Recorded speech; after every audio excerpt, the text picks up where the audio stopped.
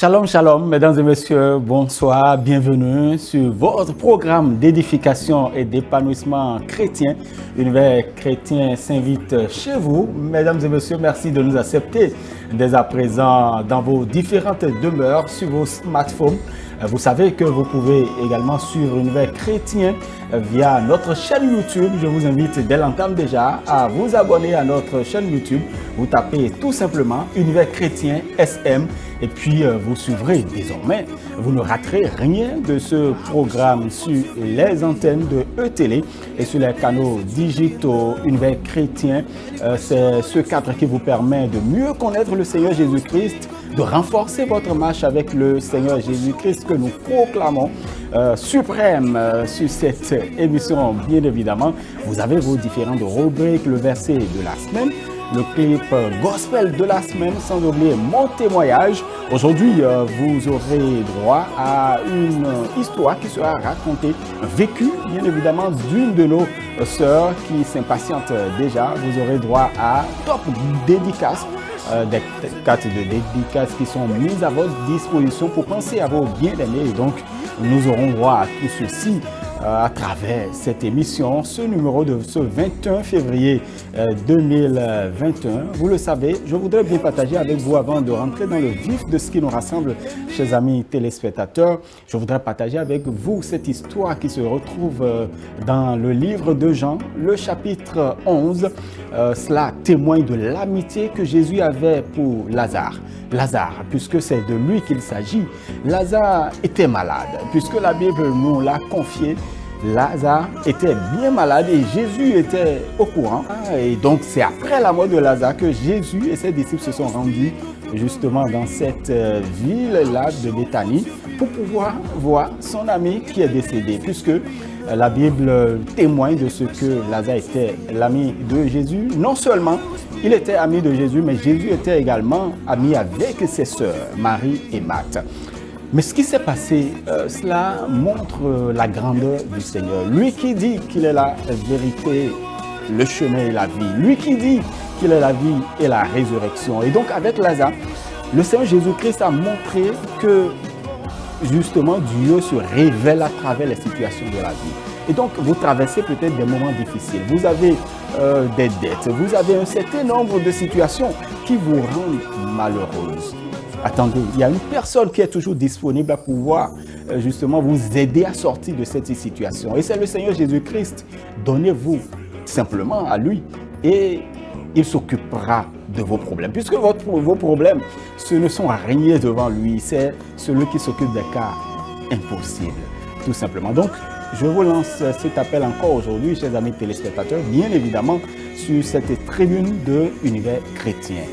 Ne remettez pas à demain ce que vous pouvez faire aujourd'hui. Et aujourd'hui, la voix vous parle. Le Seigneur Jésus vous parle. Il est disponible à pouvoir vous accueillir chez lui. Aujourd'hui, le verset de la semaine, c'est tout simple, c'est court. Jean 8, 32. C'est bien le verset de la semaine. On va passer donc à la première rubrique.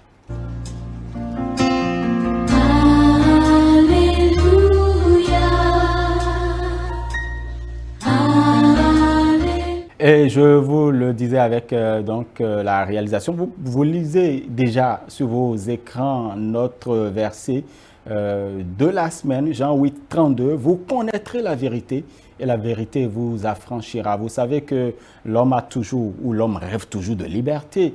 Et la liberté, c'est avec le Seigneur Jésus-Christ. Je voudrais partager avec vous ces regards, ces lectures d'un certain nombre d'hommes de Dieu que nous avons rencontrés pour vous et qui nous ont donné leur compréhension de ce texte. Je voudrais vous inviter à les suivre. Qu'est-ce que la vérité?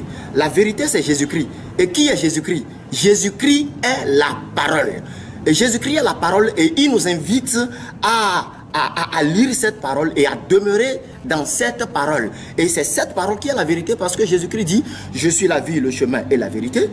Lorsque la parole de Dieu dit « Vous connaîtrez la vérité vous affranchira », là, on ne parle pas de la vérité culturelle de quelqu'un. On ne parle pas de la vérité politique d'un pays ou d'un individu. On ne parle pas aussi de cette pseudo-vérité-là que nous avons aujourd'hui des informations sur les réseaux sociaux. Mais ici, on est en train de parler de l'évangile. On est en train de parler de Jésus-Christ de Nazareth. le Fils de Dieu. Et lorsqu'on ne connaît pas Jésus-Christ de Nazareth, alors on ne peut pas être libre, on ne peut vraiment pas avoir le salut et on a des situations, ça ne va pas. Nous devons, en tant que chrétiens, demeurer dans cette parole. Et si quelqu'un vit dans le péché, parce que si nous continuons dans la lecture de ce passage, nous verrons que Jésus-Christ leur a dit que quelqu'un qui vit dans le péché est esclave du péché. Et pour demeurer en lui, il faut faire recours à la parole. Demeurons dans la parole et là, nous pouvons être réellement libres. Donc la parole de Dieu dit, vous connaîtrez la vérité vous affranchira. Donc c'est la connaissance de Jésus-Christ de Nazareth, c'est le fait de donner sa vie alors à Jésus de Nazareth, de le reconnaître comme un rédempteur et sauveur, seulement qui peut libérer des chaînes du monde, de l'esclavage de Satan et donner la victoire dans tous les domaines. Si le Fils de Dieu nous affranchit, nous serons réellement libres. Donc c'est de Jésus qu'il s'agit et Jésus-Christ est la parole. Et la parole qui libère, c'est Jésus-Christ de Nazareth.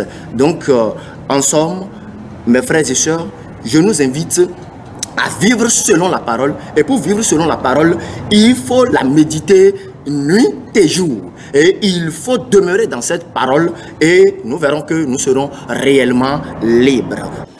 Quoi qu'en soit ta taille, quoi qu'en soit ton âge, quoi qu'en soit ta position sociale, ta richesse, quoi qu'en soit ta condition de vie, quoi qu'en soit ta culture, quoi qu'en soit qui tu es, tu as besoin de Jésus-Christ de Nazareth. Celui-là que tu as envoyé mourir à la croix pour le péché du monde. Celui-là qui seul peut affranchir l'humain. C'est très important. Sans lui, il n'y a pas de liberté. C'était donc à l'instant nos hommes de Dieu qui se sont prêtés à nos questions. Leur compréhension de ce passage, vous connaîtrez la vérité et la vérité vous affranchira. Vous le savez, il faut être au contact de la parole, méditer la parole jour et nuit. Nous allons maintenant passer à l'autre rubrique de Univers chrétien, c'est bien le clip gospel de la semaine. Nous l'avons chanté et nous continuons à chanter. C'est un homme de Dieu, ou du moins ce serviteur qui a voulu mettre sa disponibilité, son talent au service du Seigneur Jésus-Christ. Il le fait si bien et nous voudrions l'encourager, bien évidemment, passer par ce canal également pour dire au Seigneur, merci Seigneur, nous rendons grâce au Seigneur. Vous savez que la Bible nous recommande de rendre grâce à Dieu continuellement. Et donc, dans les moments favorables ou non, nous devons rendre grâce à Dieu. C'est ce qui s'intitule d'ailleurs Abassi. Abassi, c'est dans notre langue, dans l'une de nos langues au Bénin. Ça signifie tout simplement merci, pour être plus court. Donc Abassi, c'est bien Bruno Posso qui l'a chanté.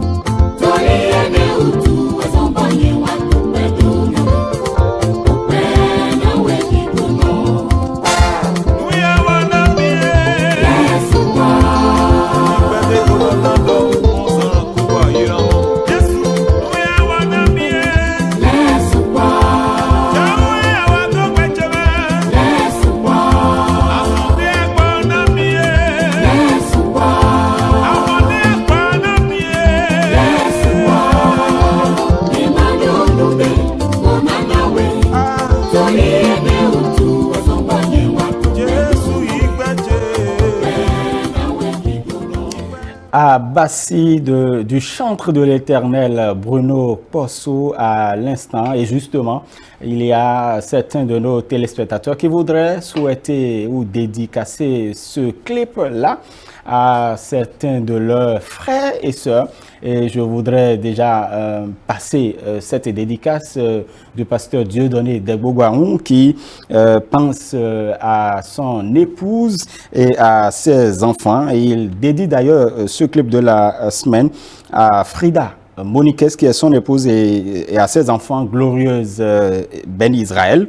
Il pense également aux jumelles Laurence et Laurette Guetton qui ont soufflé une bougie de plus. Que l'Éternel Dieu les rende prospères à tous égards. Il n'oublie pas les membres de l'église Foursquare Temple universitaire d'Abomey Calavi et toute sa jeunesse.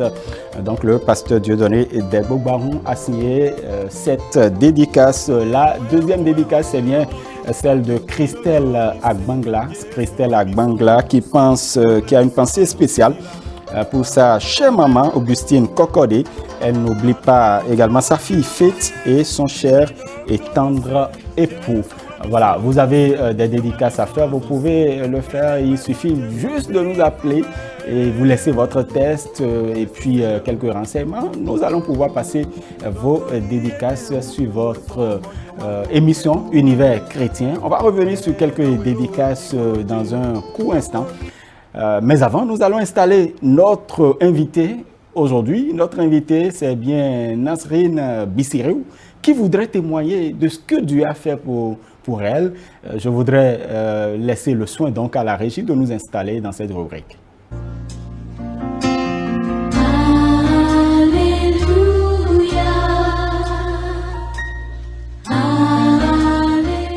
Comme je vous l'annonçais, nous recevons pour vous Nasrine Bissiriou. Elle est chrétienne. Elle a donné sa vie à Jésus-Christ, mais nous voudrions nous intéresser à sa vie avant Jésus-Christ, c'est sa vie avec Jésus-Christ. Nasrine Bissiriou, shalom. Shalom, frère Oméade. Merci pour la disponibilité. On rend grâce à Dieu. Voilà, si vous devriez vous présenter à nos téléspectateurs, que diriez-vous?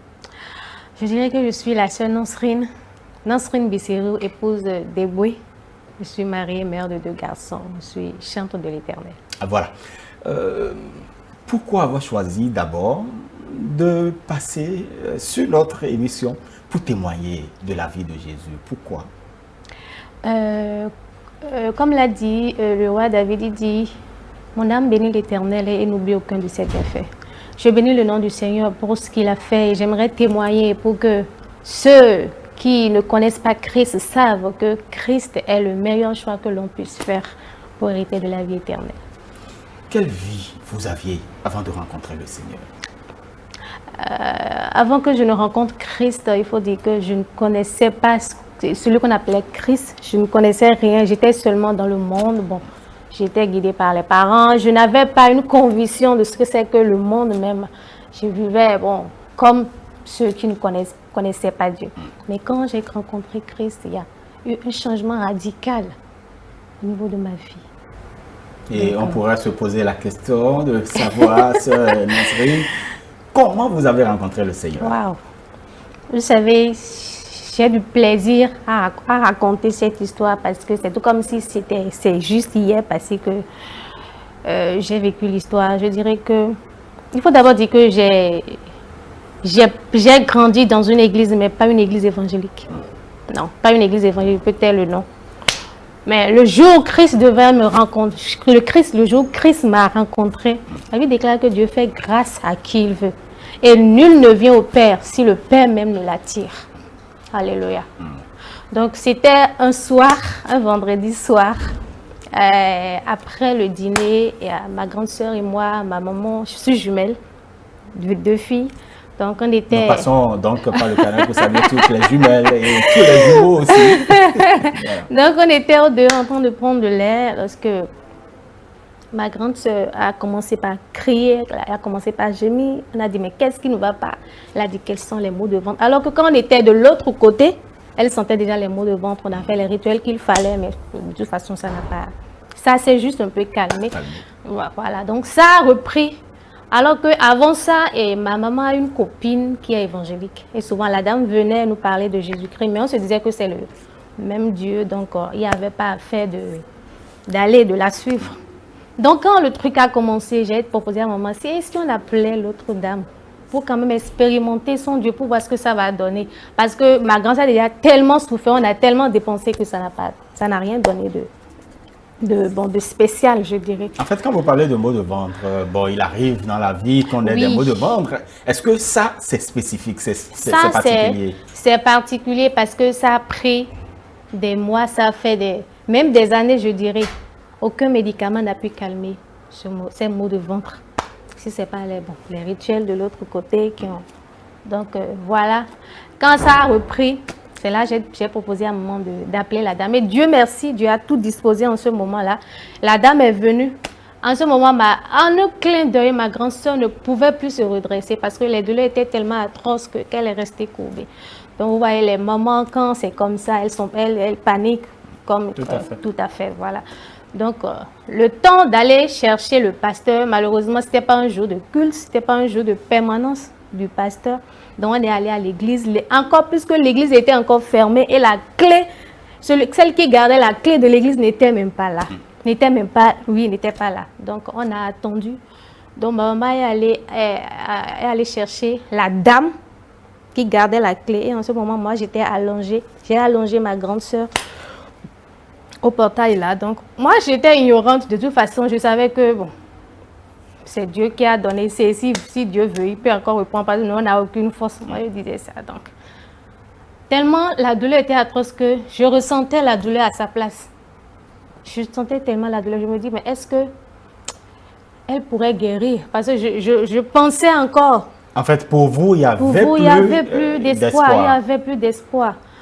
Donc, quand le pasteur est venu, avant que le pasteur ne vienne, je me rappelle comme si c'était hier, avant que le pasteur ne vienne, j'ai tenu ma grande soeur entre mes mains comme ça. Et avant, elle hurlait, elle criait, mais je n'ai plus entendu sa voix. Mais qu'est-ce qui se passe? J'ai essayé de la remuer, mais elle n'était plus là.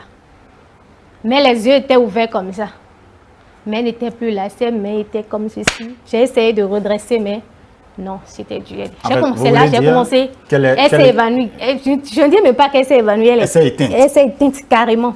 Parce qu'il n'y avait plus le souffle là. Et elle était comme ça. Mais j'étais là avec ma soeur jumelle. Alors que dans ce temps, maman était partie aller chercher le pasteur. Et la dame. Donc j'ai entendu une voix qui m'a dit de fermer ses yeux. Parce que très souvent, quand quelqu'un décède, on ferme les yeux. Voilà, de fermer ses yeux, qu'il n'y avait plus rien. Et moi aussi, j'ai fermé les yeux.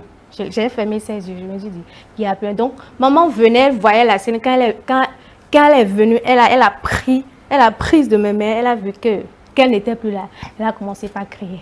Donc, il y avait des cris partout. Tout le monde pleurait, tout le monde criait. J'ai dit, je ne connaissais pas Dieu en ce moment. Mais j'implorais l'autre Dieu, de l'autre côté là. D'accord. Donc, je me disais, si ce Dieu pouvait faire, le miracle, parce que là, tout le monde s'attend à un miracle. Parce que humainement parlant, on ne pouvait plus. C'était plus possible. C'était plus possible. Et le pasteur est venu, en même temps, Dieu merci, il est venu avec l'un de ses intercesseurs. Et ils ont ouvert la porte, ils l'ont dit de faire entrer dans le temple, devant le trône de grâce. Alléluia. Amen. Ils l'ont fait entrer et le pasteur a commencé par prier. Pour moi, franchement, je n'avais plus d'espoir. Non, je n'avais plus d'espoir. Alors que qui ne vit pas d'espoir, c'est que tout est perdu, tout simplement. Est perdu. Mais Dieu renouvelle toujours l'espoir de ses enfants. Alléluia. Alléluia. Qu'est-ce qui s'est passé? On a bien envie, nos téléspectateurs voudraient quand même connaître la suite de l'histoire. Et donc, vous étiez dans l'enceinte déjà de l'église? On était dans l'enceinte de l'église. On était à peine 5 en plus du pasteur et de l'intercesseur. Donc, ils ont commencé par prier. Franchement, le pasteur était déterminé. Il était tellement déterminé, c'est que ça doit passer, quoi. Ce miracle doit se passer, doit se produire. Donc, et vous, qu'est-ce que vous faisiez?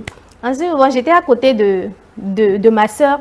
Moi, j'ai pris sa main, je l'ai collée entre mes mains. Parce que moi, je n'ai pas accepté qu'elle soit partie comme ça. Moi, je n'ai pas accepté ça. Dans mon cœur, je n'ai pas accepté. En fait, donc, vous ne croyez pas je ne croyais pas. Parce que celle que j'ai vue à peine quelques heures entre mes mains comme ça, et ça éteint, je ne peux pas accepter. J'ai pas eu le courage d'accepter ça. Donc, le pasteur est en train de prier. À un moment donné, il s'est arrêté. Il m'a pointé du bout des doigts et dit, toi, si ta grande soeur se réveille, vas-tu croire à Dieu? Bon, moi j'ai dit oui, pasteur. Mais au fond de moi, non. Je ne croyais pas. En fait, non. Vous vouliez vous débarrasser du pasteur. Oui, débarrasser. Au fait, ce que je ressentais en ce moment, personne ne pouvait comprendre. Je n'avais plus la force d'ouvrir la bouche pour dire quoi que ce soit, mais je ne pouvais pas me taire parce que c'est un homme de Dieu qui est en train de me parler. Donc je lui ai répondu juste comme ça. Mais je ne savais pas que Dieu a... Oh my God. Je ne savais pas que Dieu a récupéré, je dirais, cette parole. Et on était là, on priait, le pasteur vraiment a enlevé la veste et il faisait tellement chaud. On a allongé ma grande soeur par terre là comme un cadavre. Le pasteur est en train de prier devant Dieu, devant les hommes. Alléluia, my God, le Dieu qui a ressuscité Lazare, a ressuscité ma grande soeur en ce moment, my God. Alléluia.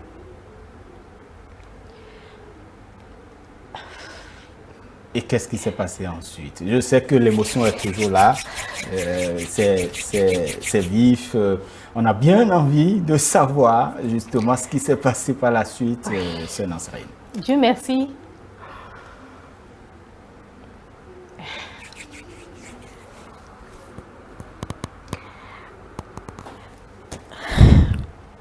Chers téléspectateurs, vous comprenez les émotions qui sont toujours là. Parce que justement, elle a vécu. Peut-être que vous traversez ou vous avez traversé cette situation et malheureusement, ça s'est mal terminé pour vous. Heureusement pour notre sœur, le Seigneur Jésus était là, était venu donc à son secours. Elle aura tout le courage qu'il faut puisqu'elle a eu ce courage de venir sur cette émission. Voilà, elle va nous raconter la suite de l'histoire. Le Dieu qui n'a pas déçu Marie ne m'a pas déçu aussi. Et tellement la prière était forte, devant Dieu, devant les hommes, ma grande sœur allongée, elle a éternué. Alléluia. Alléluia.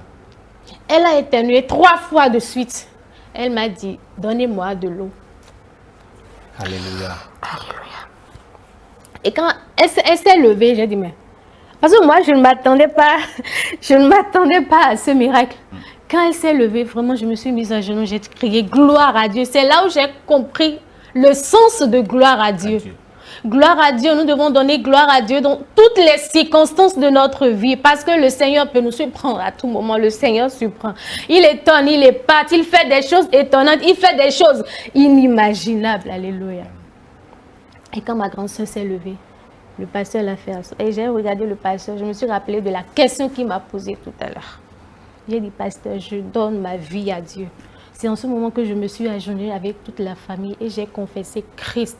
Et jusqu'à présent, vous savez, la marche avec Christ, c'est progressif. C'est progressif petit à petit. Mais aujourd'hui, je bénis Dieu parce que je suis rentrée dans le plan de Dieu, je suis rentrée dans la volonté de Dieu, je suis rentrée... Je dirais que Dieu m'a fait le privilège. Dieu m'a fait... Dieu a jeté son regard favorable sur moi et m'a choisi, m'a mise à part depuis le sein de ma mère. Il savait de toute façon qu'un jour qu'il allait porter sa main sur moi. Et je bénis le Seigneur. Aujourd'hui, ma grande soeur vit. Tout le monde va très bien et la gloire revient à Dieu. Alléluia. Merci beaucoup. Je comprends. Il a fallu que ce miracle intervienne pour que vous puissiez donner votre vie au Seigneur. Oui. Vous pensez que c'est un plan de Dieu pour vous? Oui, la Bible déclare que Dieu a un merveilleux plan pour nous. Et nous ne pouvons pas sonder le cœur de Dieu. Nos pensées sont différentes des pensées de l'Éternel. De toute façon, Dieu sait là où il attend chacun de nous. Et il sait là où il va porter la main sur chacun de nous. De toute façon, c'est nous qui sommes ses créatures et c'est ce qu'il veut faire de notre vie. C'est difficile, ces situations. On parlait de Lazare et vous nous parlez de votre grande sœur qui est toujours en vie parce que Dieu l'a voulu, parce que Dieu s'est révélé justement à votre famille par le biais de cette situation malheureuse. Votre grande sœur pouvait partir tout simplement, pouvait quitter cette terre, mais Dieu a su donc la ressusciter tout simplement. On croyait que ces histoires, c'était dans la Bible seulement. Non. Ça se passe actuellement. Ce qui s'est passé dans la vie se passe toujours aujourd'hui. Il se passera de génération en génération jusqu'à ce que le Christ revienne. Et qu'est-ce qui a changé fondamentalement dans votre vie depuis ce temps? Depuis ce temps, je vois Dieu autrement. Au fait, depuis ce temps, j'ai laissé... Ce n'est pas venu automatiquement, mais avec le temps, je me suis laissée entièrement à Christ. Comme l'a dit l'apôtre Paul, si je vis, maintenant ce n'est plus moi qui vis, mais c'est le Christ qui vit en moi. Alors si le Christ vit en moi, moi je diminue et le Christ grandit en moi. Alors tout ce que je fais maintenant, je ne dirais pas que j'essaie. Je fais un effort de ressembler à Christ, de marcher comme Christ a marché, de parler comme Christ a parlé, d'avoir les pensées, les sentiments de Christ. Alléluia. Pour pouvoir bien marcher avec Christ. Effectivement, vous vous êtes présenté, vous avez dit que vous êtes chantre. Oui. Est-ce que c'est pour ça, justement, que vous avez pris la décision de louer le Seigneur, d'être à son service? Vous savez, comment ça s'est passé, voilà. Avant que je ne rencontre Christ, j'avais déjà des inspirations, des compositions que j'avais. Je ne savais pas que le Seigneur me préparait à une mission. Bon, à cette mission. Donc, quand j'ai connu Christ, je me suis dit, mais les inspirations que j'avais, pourquoi ne pas mettre ça à la disposition de ceux qui m'entourent pour qu'ils savent qui est réellement Dieu et ce que Dieu fait. Et c'est de là que je suis allée au studio avec l'aide de ma maman. J'ai posé le premier album et le second album est venu après, en 2019. Et que chantez-vous concrètement? Donnez-nous quelques... C'est vrai que ce n'est pas le clip gospel de la semaine, mais bon, vous pouvez nous chanter. Je sais, hein, pour vous avoir côtoyé un peu, je sais que même si on vous prend sur le champ, vous pouvez... C'est une grâce de Dieu. Voilà. Et c'est non de wegol, aïron ma boaou, avec au fond, bon non biodo, bezan towe ni pa maou. Awana towe mieux me adouci, agana boe bona ya vi. Kentona jlodo betowe ni bele, nou ni ble dowe ani salele. Jésus donda patowe, ma honu kon chini dewe, manalo betowe ni don. Alléluia. Alléluia, alléluia, formidable. Hein? J'espère qu'on fera un show par ici, un de ces quatre. Et aujourd'hui, qu'est-ce que, si vous avez un message à l'endroit quand même de ces personnes qui nous suivent, mais avant, on a reçu dernièrement par ici Papa John Migan, que certainement que vous connaissez. Est-ce qu'il a joué un rôle dans votre vie? Ah oui. Papa John Migan a joué un rôle très particulier dans ma vie. Vous voyez comment je suis aujourd'hui. Je n'étais pas comme ça. Vous êtes comment, dites-moi. Je me suis débarrassée de certaines choses, comme vous le constatez. Parce que quand je l'ai rencontré à Radio Maranatha, à la Radio Maranatha. J'étais allée déposer mon clip là-bas. Et bon, mon CD là-bas. Voilà, donc quand je sortais, je l'ai vu. Donc, je me suis dit, c'est un papa spirituel, c'est un doyen de la musique. Je me suis approchée de lui. À peine, oh, j'ai dit, chantre de l'Éternel là. C'est fini. C'est quoi ça? C'est quoi ça? Un chant de l'Éternel avec maquillage par-ci, par-là. Je n'ai pas fini de parler. Ah, je me suis dit, papa, excusez-moi. Il m'a donné son numéro, il a dit de venir à la boutique, à la librairie. Et c'est comme ça que je suis allée à la librairie. J'ai découvert certaines vérités que je ne connaissais pas avant. Et ce n'est pas bon de se conformer à ce siècle. Le siècle présent, ce n'est pas nous, notre monde. Nous sommes dans le monde, mais nous ne sommes pas du monde. Nous sommes mis à part. Nous sommes appelés depuis le sein de notre mère. Même avant qu'on ne soit une masse informe dans le sein de notre mère, Dieu nous a prédestinés à la vie. Donc, nous ne devons pas nous confondre avec ceux qui sont dans le monde. Et aujourd'hui, je n'ai plus de... j'ai de la facilité à vivre selon le mode de Dieu. Voilà. Voilà. Donc, je parlais tantôt. Donc, on fait un coucou à Papa John Migan. Il est fidèle de cette émission et depuis, il est d'ailleurs promoteur de ce programme d'édification et d'épanouissement chrétien. Donc, nous profitons pour le saluer. Il nous regarde. Que le Seigneur le bénisse abondamment. Ainsi soit-il. Et toute sa famille. Voilà. Amen. Et je parlais de... vous savez... Aujourd'hui, la jeunesse, un jeune, il a envie de vivre la vie. C'est quoi la vie en réalité? Quelle vie nous offre Jésus?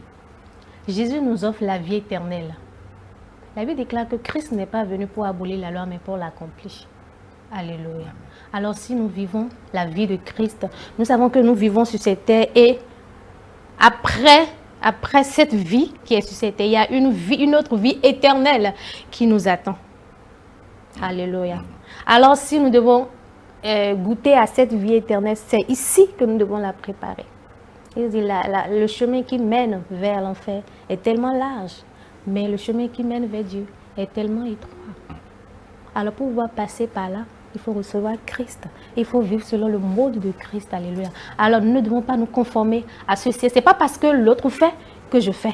Je ne suis pas Jean, je ne suis pas Jacqueline. Je suis moi-même. Je suis moi tel que Dieu m'a créé. Et Jésus a dit, j'y vais. Et je vais vous préparer une place. S'il n'y avait pas de demeure, je vous l'aurais dit. Alors sache qu'il y a une place qui se prépare pour toi là-bas. Même si tu te sers, si tu dois te serrer ici pour pouvoir jouir de cette place dans le royaume des cieux. Alors que ce monde ne t'attire pas, que l'orgueil de la vie ne t'attire pas. Que l'orgueil de la vie ne t'attire pas, que la convoitise de la chair ne t'attire pas. Ta chair est déjà clouée à la croix. Jésus t'a donné le pouvoir de dominer sur ta chair. Ta chair est juste une enveloppe dans laquelle se trouve l'âme et l'esprit. Ta chair, de toute façon, ira au sol. C'est ton âme qui va répondre le dernier jour. Alors, il faut préparer l'âme pour que l'âme soit heureuse au dernier jour. Très bien, alléluia. Merci beaucoup pour ces bonnes paroles. Chantre Nazreen Bissirou. Je sais qu'on aura d'autres moments pour revenir certainement dans la rubrique du gospel de la semaine pour pouvoir voir tout ce que le Seigneur a mis en vous comme don pour son service. Déjà, j'espère que vous allez nous amener d'ici là votre grande sœur dont vous oui, par la grâce de Dieu. Par la grâce du Seigneur et montrer à nos téléspectateurs que Jésus, il est là. Il est le même hier, aujourd'hui, éternellement. Et donc, ce dont vous rêvez, ce dont vous avez envie, ce manque que vous sentez, Jésus peut le combler. Tout simplement. Lorsque vous donnez votre vie au Seigneur Jésus-Christ, il s'en occupe. Et il dit, les richesses de ce monde, tout ce que nous voulons, le boire, le manger, ça constitue pour lui le bonus. Parce qu'en réalité, comme la sœur Nazreen l'a dit, vous voyez quand vous prenez un agent de l'État ou quand vous prenez un fonctionnaire, il se doit de préparer sa retraite. Lorsqu'il ne prépare pas sa retraite, il mange tout ce qu'il gagne, par exemple. Il n'économise pas, il n'épargne pas. Ce sera difficile pour lui de vivre bien pendant sa retraite. Parce que peut-être ses enfants ne lui donneront pas ce qu'ils voudraient avoir. Vous voyez, donc il faut préparer. Et donc, nous préparons la vie après la mort. Après la mort, c'est le jugement. Et donc, il faut préparer justement l'après cette terre. Notre séjour est tellement bref que nous devons nous atteler à pouvoir préparer notre vie après la mort. Que le Seigneur vous bénisse abondamment. Si vous avez certainement un message, mais j'adore entendre, écouter votre voix, vous allez nous proposer encore quelque chose avant de nous laisser partir. Vous allez dire ensuite votre mot de fin. Ok. Avant d'expirer, Jésus sur la croix a crié, tout est accompli. Avant d'expirer, Jésus sur la croix a crié, tout est accompli. Jésus a tout accompli pour nous à la croix, alléluia. Il a porté nos souffrances, il a porté nos douleurs. Le châtiment qui nous donne la paix est tombé sur lui. Alors mon frère, ma soeur, sache que Jésus a tout accompli pour toi. Et tout ce que tu as à faire, c'est de recevoir Christ dans ta vie. C'est le meilleur choix que tu puisses faire pour hériter du royaume des cieux. Jésus est le chemin, la vérité et la vie. Et nul ne va au Père que par Jésus-Christ. Fais le bon choix. Et tu ne regretteras pas. Alléluia. Alléluia. Amen. Merci beaucoup à vous, sœur Nazreen Bissirou. Elle témoignait donc de la vie de Jésus, comment elle a rencontré le Seigneur et comment sa vie se déroule actuellement. Certainement, c'est une illustration pour vous. Vous qui hésitez aujourd'hui à donner votre vie au Seigneur, n'hésitez plus. Vous savez, la procrastination, c'est un problème. Quand vous voulez faire quelque chose aujourd'hui, vous remettez à demain. Vous pouvez trouver des obstacles sur la voie. Et donc, ne procrastinez plus. Faites ce que vous avez à faire aujourd'hui. Et justement, je vous ai toujours parlé de ce que nous ne savons pas ce qui se passera. Même après une minute ou après une seconde, ce qui se passera. Puisque le souffle de vie appartient à Dieu. Et donc, c'est maintenant qu'il faut prendre la décision. Je me souviens de cette femme qui souffrait d'une perte de sang. Elle a pris la décision, après avoir souffert pendant 12 ans, elle a pris la décision de toucher le vêtement de Jésus. Elle s'est résolue en elle-même. Si je peux toucher le vêtement de Jésus, je serai guéri. Quelle foi! Alléluia. Quelle foi! Alléluia. Je voudrais que vous preniez cette décision de rencontrer le Seigneur. Et lorsque vous le faites, vous en serez heureux, tout simplement. Alléluia. Je voudrais bien vous raccompagner avec notre clip gospel de la semaine. Je vous parlais donc du chantre de l'Éternel, Bruno Possou. Yes.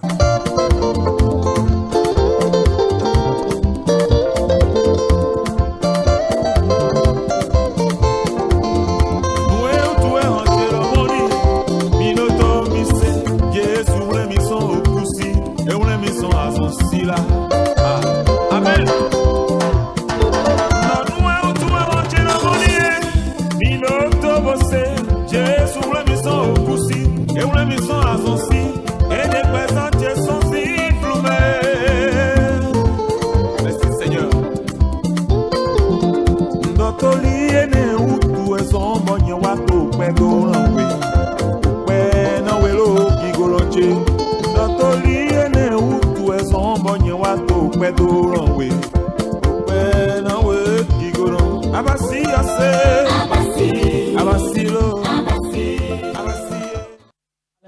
Le clip gospel de la semaine, le chantre de l'Éternel Bruno Possou qui nous offre ce chef-d'œuvre Abassi qui est resté dans le temps. Abassi, cette chanson, c'est bien connu, chantée dans les différentes congrégations, chantée dans les maisons. Bien évidemment, nous vous proposons ce clip gospel de la semaine et c'est justement ce clip gospel de la semaine que dédie un certain nombre de nos téléspectateurs qui nous suivent au Bénin et ailleurs. Je voudrais bien passer cette dédicace de Rossane Kouté. Rossane Kouté qui dédie ce numéro de Univers Chrétien et le clip gospel de la semaine à la famille Kouté et Roussa. Donc elle dédie ce clip gospel à la famille Kouté et la famille Roussa. Monsieur Ghislain Aka, elle n'oublie pas donc Monsieur Ghislain Aka. Elle pense également à Noatin Freedom, sans oublier Madame Ami Moukwa. Voilà, nous allons maintenant passer à la dédicace de Armel Botro d'Abidjan en Côte d'Ivoire. Elle est à Abidjan en Côte d'Ivoire. Elle passe par ce canal de Univers Chrétien pour dédier le clip gospel de la semaine à la grande famille CIPEM et la famille Botro, aux agents de l'ONG Pont Universel et Rédempteur Group. Nous avons également d'autres dédicaces, par exemple celle de Madame Patience Sefou. Madame Patience Sefou de la République démocratique du Congo. Elle dédie le clip gospel de la semaine à sa famille, à ses collaborateurs du ministère des Ressources hydrauliques et électricité. Elle n'oublie pas sa famille spirituelle. Et puis nous finissons par Pascal Brou, depuis la Guinée-Conakry, qui pense à sa grande famille, à la grande famille Brou, à Agni Bilekou et à ses enfants, à ses collaborateurs également, à Conakry et à Cancan. Donc c'était à l'instant Pascal Brou qui dédicaçait justement le clip de la semaine à ses collaborateurs, à sa grande famille, à ses enfants également. Vous pouvez nous envoyer vos dédicaces. Il suffit juste de nous envoyer le test et puis les formalités y afférentes et nous allons pouvoir passer vos dédicaces. Nous avons maintenant un invité avec nous. Je voudrais bien lui laisser le soin de se présenter. C'est ton frère, un homme qui est au service du Seigneur également. Shalom à vous. Shalom frère. Merci pour la disponibilité. Merci partager. Voilà, vous allez vous présenter à nos téléspectateurs. Oui, vous avez votre frère Émile Amanji, le PDG de l'établissement PVP. Tout à fait, PVP. Hein? Donc, vous êtes dans la quincaillerie, un certain nombre de choses. Quincaillerie, plomberie, électricité, étanchéité, serrurerie, tout ce qui concerne la construction. la construction. Tout simplement. Voilà. Vous avez eu quand même une rencontre avec le Seigneur. Oui. Et vous marchez avec lui depuis quelques moments déjà. Rappelez-nous un peu votre parole. Oui, c'est depuis 1995 que j'ai rencontré le Seigneur par le biais de mon tuteur, Tchakoui André. Parce que j'ai eu mon CP en 1995. Et mon papa m'a dit de voler de mes propres ailes. Il vous a dit ça carrément. Oui, que mes petits frères qui sont en arrière, ils vont les aider aussi à arriver à mon niveau. Donc c'est par là que mon grand frère m'avait dit de venir à Cotonou. Et il m'a fait placer chez mon premier tuteur. Lui vendait des pièces détachées à Tantopa. Une fois arrivé chez lui, il a dit que chez lui que c'est évangélique ou rien. C'est par là que j'ai commencé l'Église Pentecôte de la foi depuis 1995 jusqu'au jour d'aujourd'hui. Comment vous avez fait votre rencontre personnelle avec le Seigneur? Mon rencontre personnelle avec le Seigneur, c'était dans une veillée. Et le jour-là, le Seigneur m'a parlé ouvertement. Ouvertement. Oui. Que je suis son Joseph. Que je serai un grand dans ce pays. Donc c'est par là que j'ai cherché le verset et j'ai lu l'histoire de Joseph. Depuis ce jour-là, j'ai commencé par travailler pour Dieu. J'ai initié dans le Coran. En ce temps, nous sommes à Dekoumbe. J'ai commencé par aller aux répétitions. Et c'est en 1999 qu'il s'est révélé deuxième fois à un mariage de M. Victor Metton. Le jour-là, je suis allé m'asseoir, j'étais allé m'asseoir derrière. Et il est venu, il m'a déplacé de derrière pour devant. Alors que Qui vous a déplacé? Le grand frère Vitraco. Ah, le grand frère. Alors que j'étais encore chez mon tuteur. Comme il m'a appelé Vilomengon. Exactement, c'est le nom qu'on donne au Bénin. Voilà. Et le jour-là, j'étais ému. C'est depuis ce jour-là que j'ai appris que Dieu veut m'utiliser. Et je serai un grand. Et quand on lit l'histoire de Joseph, ça pourrait faire peur, hein? Oui. Parce que Joseph a traversé des difficultés. Oui. Avant d'être au sommet, Oui. il a rencontré, il était en prison. Voilà, il était dans une maison, en fait, une femme a menti pour dire que, bon, il a voulu abuser d'elle, un certain nombre de choses. Est-ce que ça ne vous a pas fait peur? Oui, Quand vous avez lu? mais un chrétien ne doit pas avoir peur. Quand tu es avec Jésus, tu ne dois pas avoir peur. Donc, en 2000, mon tuteur m'a enlevé de Topa parce que je l'aidais dans les pièces détachées d'automobile. Donc, en 2000, il a ouvert une boutique de plomberie à PK14. Il m'a fait enlever de Topa pour PK14 dans la plomberie. Donc, je fais partie des gérants en ce temps-là. Donc, j'ai fait 2 ans dans la boutique de plomberie. Et un plombier est venu un jour. Comme j'ai l'habitude d'accueillir les clients avec truc là, il m'a accueilli et il m'a parlé un jour que lui, il a une petite boutique. Il a une petite boutique qui n'a personne dedans. Combien on me paye ici? Et je lui ai dit le prix, il a dit qu'il va me compléter 5 000. Donc, c'est ce 5 000 qui m'a fait quitter chez mon premier tuteur pour lui. Donc, je suis allé faire 2 ans chez lui en tant que secrétaire. C'est moi qui traite tous ces devis. Alors que lorsque j'étais dans les pièces détachées à Tantokpala, je disais à mes amis que je vais faire la mécanique. Et ils me décourageaient que je suis trop âgé pour l'apprentissage. Donc, une fois venu dans la plomberie, j'ai commencé par dire encore que je dois aller faire la plomberie. Et mes amis qui sont à côté me décourageaient encore que je ne peux plus faire la plomberie. Et donc, dans la vie, vous avez des visions, vous pouvez exposer, les gens vont vous dire, bon, oui. Non, tu ne peux pas. Hein. Donc, je passe par le canal pour dire à tous les jeunes qui nous suivent actuellement de ne pas écouter les ondes dit. Parfois, ça nous arrive de faire quelque chose et par manque de confiance en soi, les gens nous découragent et puis on laisse. Donc pour cette fois-ci, j'ai dit que je dois aller au bout de mes rêves. Après avoir fait 2 ans chez le plombier, j'ai décidé d'aller en apprentissage. Et lui ne voulait pas me lâcher parce que moi, quand je suis allé chez quelqu'un, j'attire beaucoup de clients. En fait, vous êtes comme Joseph. Oui.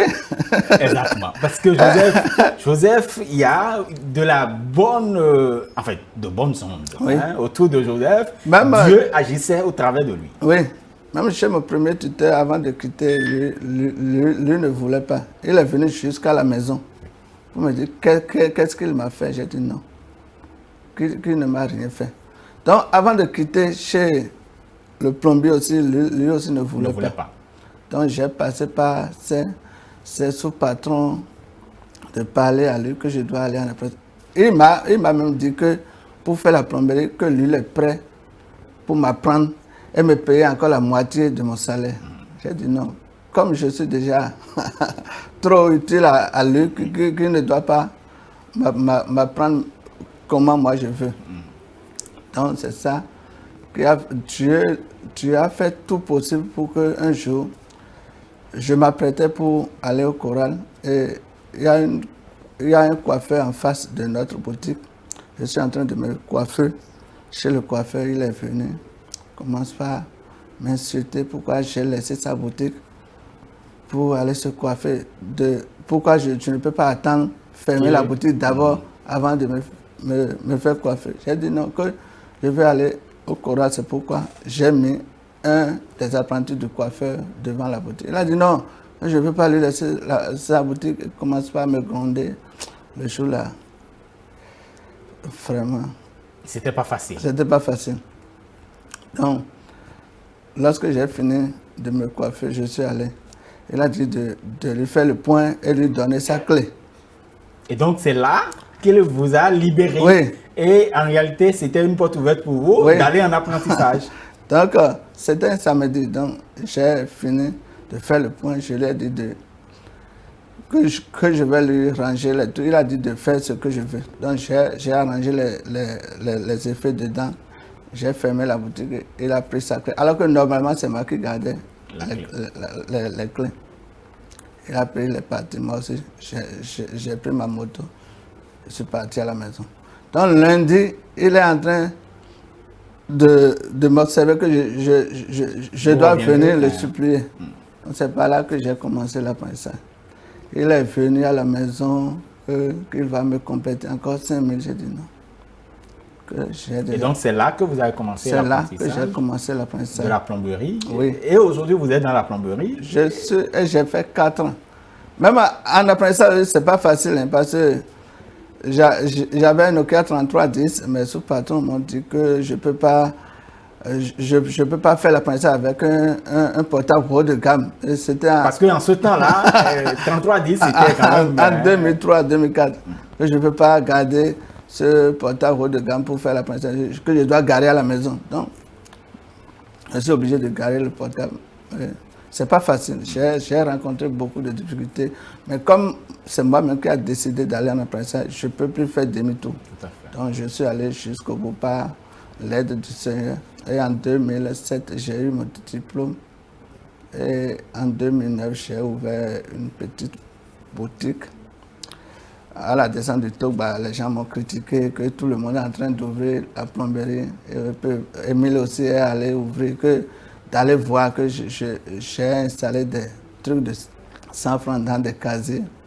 Je les ai dit que c'est petit à petit que l'oiseau fait son nid. Tout à fait. Et j'ai commencé comme ça. Quand je trouve des chantiers, je mets les mains d'œuvre dans la boutique. J'achète avec des mains d'œuvre, puis je complète les articles jusqu'en 2000. J'ai fait 1 an là. Et comme la mévente y est, je suis obligé de quitter pour venir un peu au niveau du quota. En 2010. C'est par là que ça commence pas après. Et tous mes ventes, toutes mes livraisons vont vers Paraná, Zogbaje, Tankpé. Et en 2012, je suis obligé de faire quitter complètement la boutique de Togba à Zogbaje. Et c'est par là que le nom du PVP a commencé par briller. Et justement, jusqu'au jour d'aujourd'hui. Jusqu'aujourd'hui, hein, Oui. PVP, voilà, c'est en tout cas, vous avez raconté justement votre parcours dans un livre. Oui, c'est au cours de mes 10 ans d'anniversaire d'existence que j'ai fait sortir le livre. Et le même jour-là, j'ai fêté les 85 ans de ma vieille parce qu'elle m'a beaucoup aidé.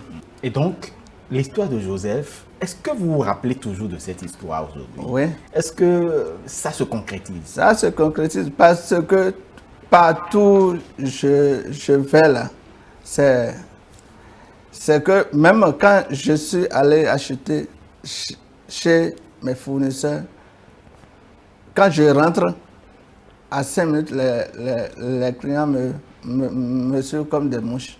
C'est lorsque j'ai créé mon propre entreprise que j'ai découvert l'onction qui était en moi.